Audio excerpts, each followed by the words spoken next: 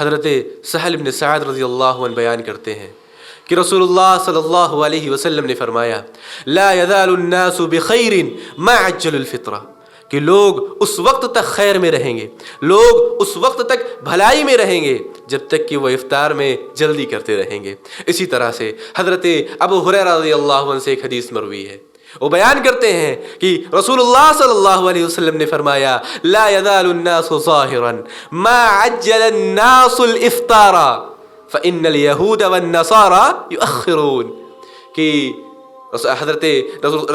ابو ہریرہ رضی اللہ عنہ بیان کرتے ہیں کہ رسول اللہ صلی اللہ علیہ وسلم نے فرمایا کہ یہ دین اس وقت تک تقویت پاتا رہے گا، یہ دین اس وقت تک قوت میں رہے گا، طاقت میں رہے گا جب تک لوگ افطار جلدی کرتے رہیں گے،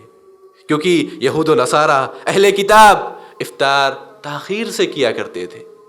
یعنی کہ جب تک لوگ سنت پر عمل کرتے رہیں گے، افطار کو جلدی کرتے رہیں گے، وہ خیر میں رہیں گے، لیکن جب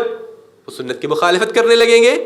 تو ان سے وہ خیر ہٹ جائے گا، کیونکہ تمام قسم کی بھلائی، تمام قسم کے خیر سنت کی اتباع میں ہے، اور تمام قسم کی برائی، تمام قسم کے شر سنت کی مخالفت میں ہے۔ صحابہ کرام رضوان اللہ علیہم اجمعین کی زندگی کا جب ہم مطالعہ کرتے ہیں تو ہم یہ پاتے ہیں کہ صحابہ کرام رضوان اللہ علیہم اجمعین کو جب کبھی شکست ہوئی، جب انہوں نے کبھی نقصان کا مشاہدہ کیا، جب وہ کہیں ہار گئے، جب وہ کہیں پسپا ہو گئے، تو انہوں نے دیکھا، انہوں نے جانا کہ کہیں وہ مشاہدہ کرتے کہ کہیں ہم سے کوئی سنت تو نہیں فوت ہو رہی، کہیں ہم سے کوئی سنت تو نہیں چھوٹ رہی ہے، اور جب وہ کسی سنت کو پا لیتے اپنے عمل کے خلاف تو جان جاتے کہ فلاں سنت کے چھوڑنے کی وجہ سے ہمیں شکست ہو رہی تھی۔ اسی لیے لوگ اس وقت تک خیر میں رہیں گے، امت اس وقت تک بھلائی میں رہے گی جب تک کہ وہ افطار میں جلدی کرتے رہیں گے۔ لیکن میرے بھائیوں، جلدی کرنے سے مراد یہ نہیں ہے کہ سورج غروب ہونے سے پہلے، افطار کے وقت ہونے سے پہلے ہی ہم افطار کر لیں،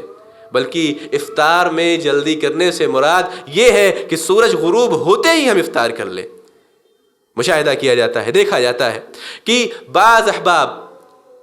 احتیاط کے نام پر 5 منٹ 10 منٹ سورج غروب ہونے کے بعد بھی انتظار کرتے رہتے ہیں، 5 منٹ بعد وہ افطار کرتے ہیں صرف احتیاط کے نام پر۔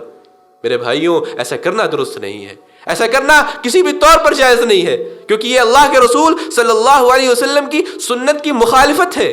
بدعت ہے۔